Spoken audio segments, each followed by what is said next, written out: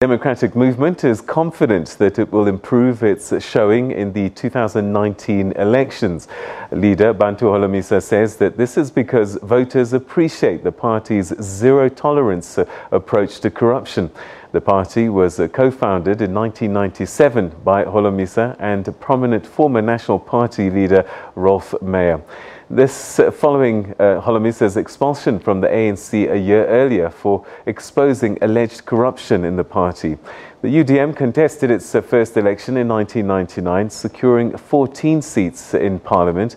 The UDM will be launching its manifesto this weekend in Port Elizabeth in the province where the party has its roots. The UDM's success at the ballot box in 1999 was tempered by the floor-crossing legislation that was enacted 3 years later. It lost 10 seats when its members changed parties in 2003. The UDM also unsuccessfully challenged this legislation in the Constitutional Court.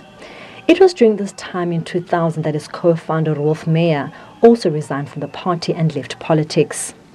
The party then clinched 9 seats in 2004 elections and then lost 3 of those due to floor crossing.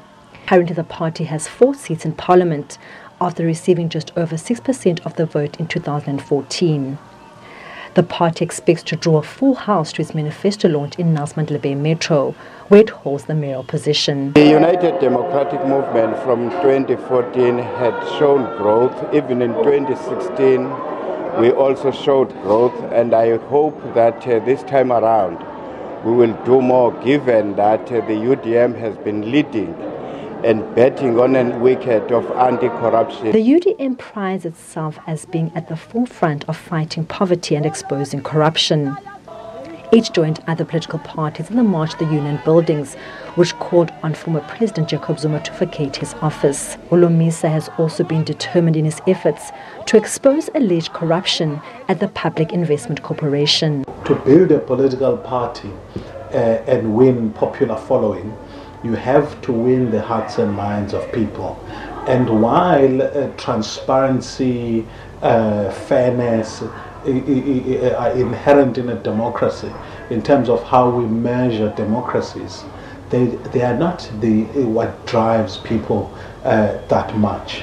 What drives people much is ideology, selling a particular position which appeals to the emotions of people. And those things may well be pressing issues of the day concerning bread and butter issues, not necessarily those things which we regard as intrinsically important to democracy, such as has there been fairness, has there been a free and fair. Those things are criteria that are important, but the average person in the street is moved by much more than that. The UDM has proved to be one of the country's more stable parties, with little hint of internal squabbles and factions.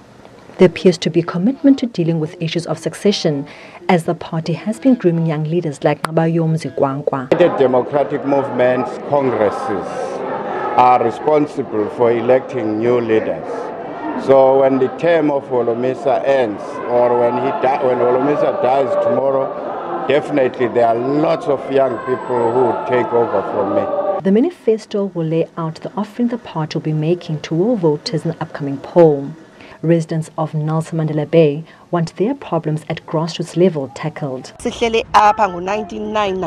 We are putting our trust in Holomisa to improve our living conditions.